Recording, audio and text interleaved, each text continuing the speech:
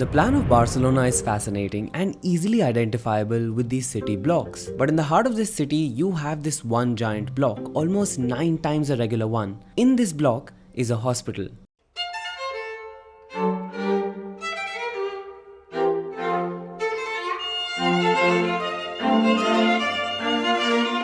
Let me actually correct myself. It's the most beautiful hospital I have ever seen. Now, just a few months before I visited this place, I was actually hospitalized for 3 days. And honestly, it was a really nice hospital, but I couldn't wait to get out of there. There is just something about hospitals, they're depressing and you want to get better and leave as quickly as possible. But this wasn't the case for the hospital in Barcelona. I wanted to stay there, sit in its gardens, admire the beautiful buildings. And while I was there, I had a thought, why don't regular hospitals look like this? My research took me down a rabbit hole of hospital design and the history of medicine. And I actually found out that we have one single flaw in how we design our hospitals. A single thing which makes them so alienating. But if we were to change that, what will the hospitals of the future look like? Well, I have my research, so let's find out.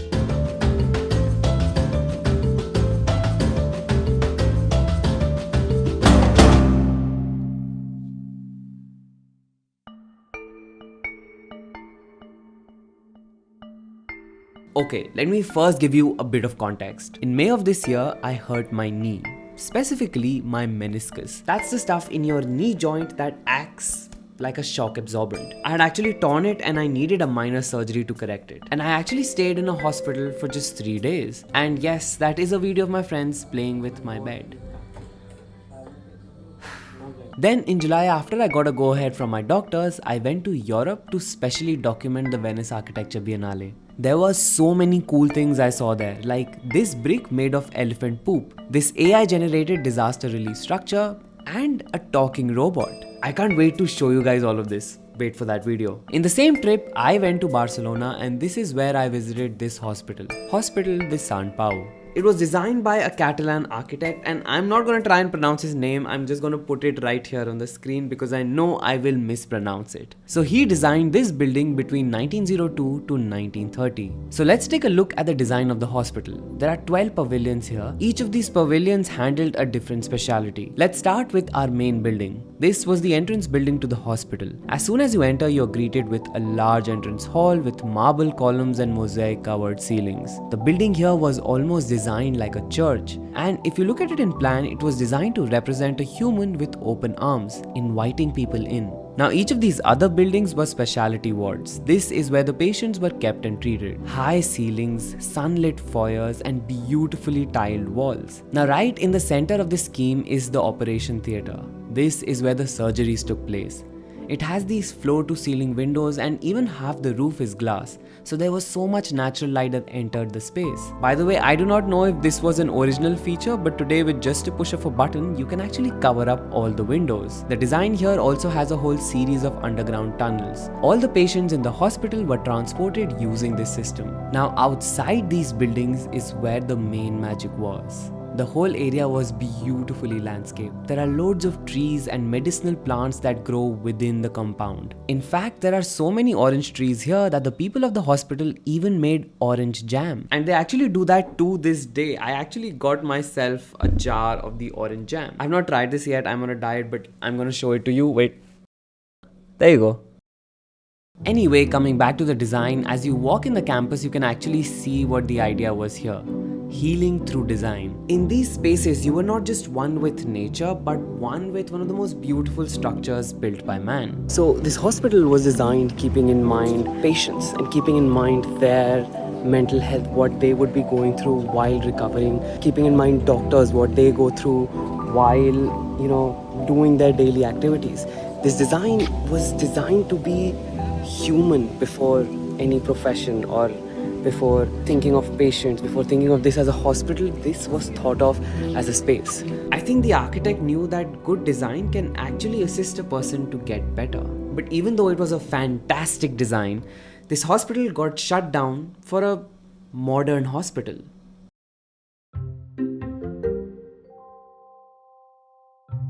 Okay, so today these all structures that I showed you, these today are a museum. But by the way, it was a fully functioning hospital till 2009. Since then, all the hospital activities have moved to the new building nearby. And this one looks very different. This is similar to the visuals of the hospitals you see around the world. The design is focused on efficiency and function. Even the hospital that I was in was very similar. But this actually got me thinking, why do both of these hospitals look so different? And the answer, it turns out, comes down to 4 things: scale, style, services, and design logic. So let's just compare these hospitals on these 4 parameters to see why hospital design changed. The first parameter is scale.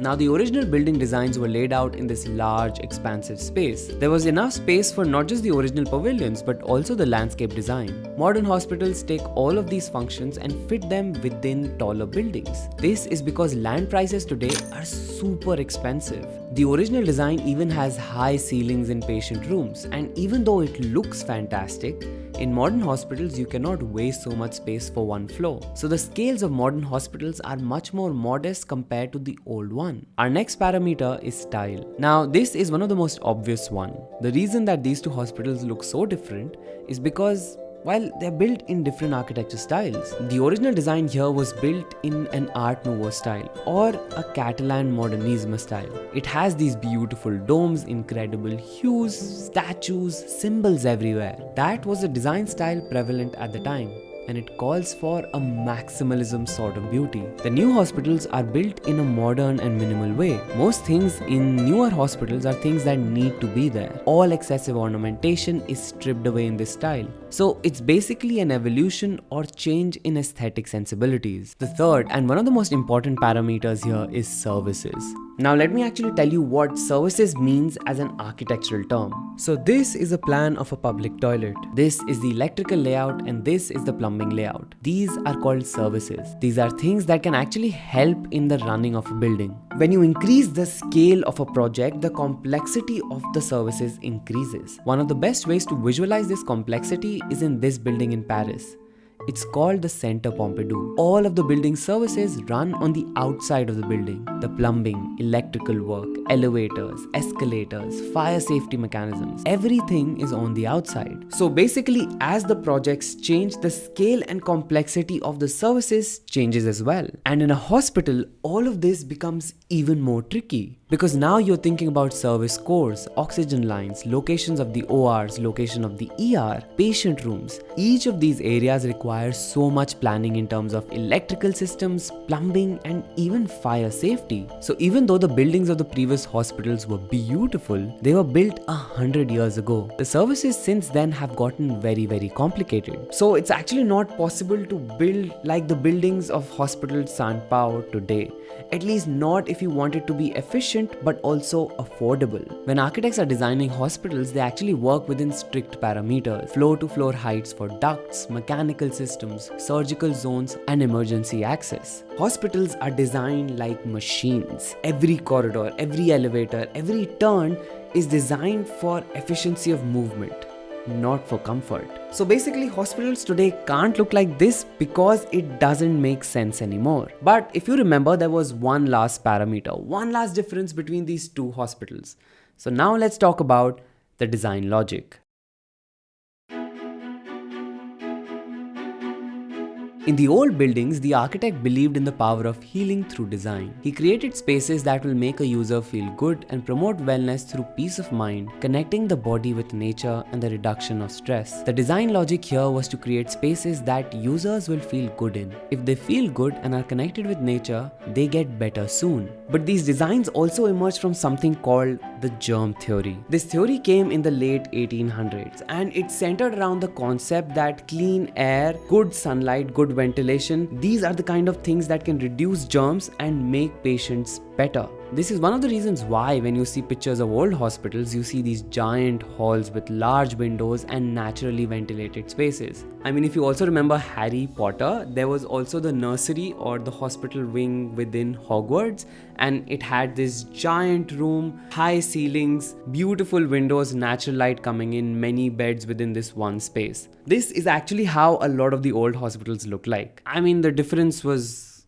magic, but beyond that, the space is pretty accurate. But you see, something changed as we came into the 20th century. As we made advancements in medicine, we created machines that can accurately diagnose and treat human beings. More and more of the practice of medicine became machine dependent, and as a result, designers shifted their primary objective. The design logic of modern hospitals became more about machines and efficiency. More thought was put on where to put the machines and how to design around them. And the legacy of that system continues to this day. But the problem is, in our race to accommodate newer and newer technologies within our healing spaces, we neglected the one thing that all of this was for: human beings.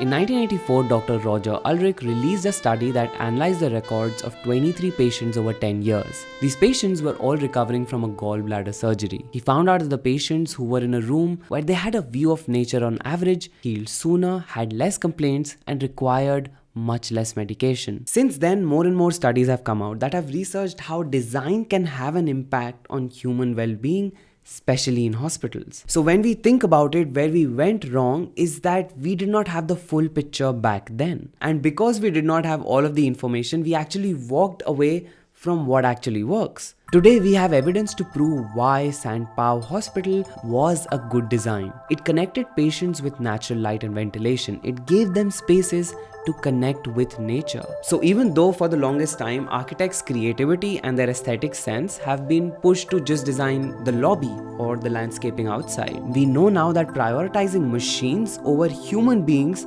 to treat human beings was not the best solution. There is now slowly a realization that hospitals need to be designed in a way that makes people feel good and feel connected with nature. And yes, that might not mean designing extravagant spaces like the hospital Sant Pau, but it still means creating spaces where design can play a role in healing. And the next logical question might be, what do these spaces look like? What do the hospitals of the future look like? Well, architects have already started giving us the breadcrumbs for that. This is the Kutek Quad Hospital in Singapore. The building has been designed to use nature for healing. The entire building opens up to this green courtyard that brings greenery and natural light to every patient room in the hospital. The design caters to human beings and their well-being. From natural ventilation to bringing in water features, this design truly challenges the ideas of modern hospitals. And maybe it is our key of unlocking what the future can look like. Another architecture firm, OMA, actually has designed a project and they've titled it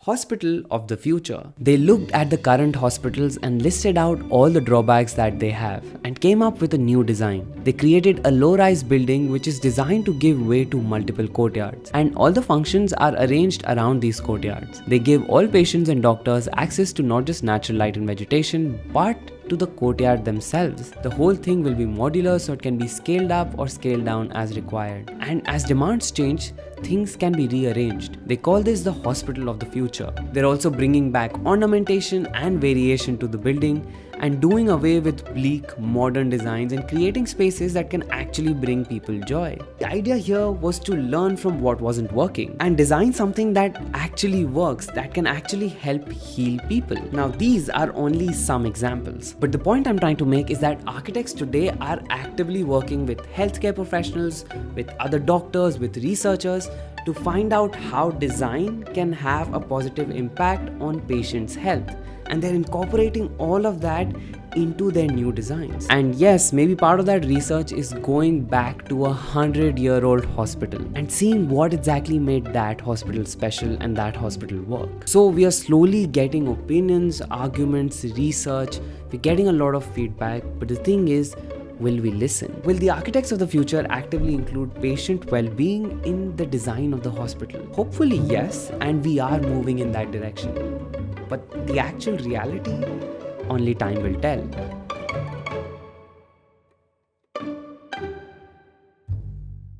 Hey yo guys, that was it for this video. Now I hope you liked this video. I actually went to Barcelona to cover the hospital Sant Pau.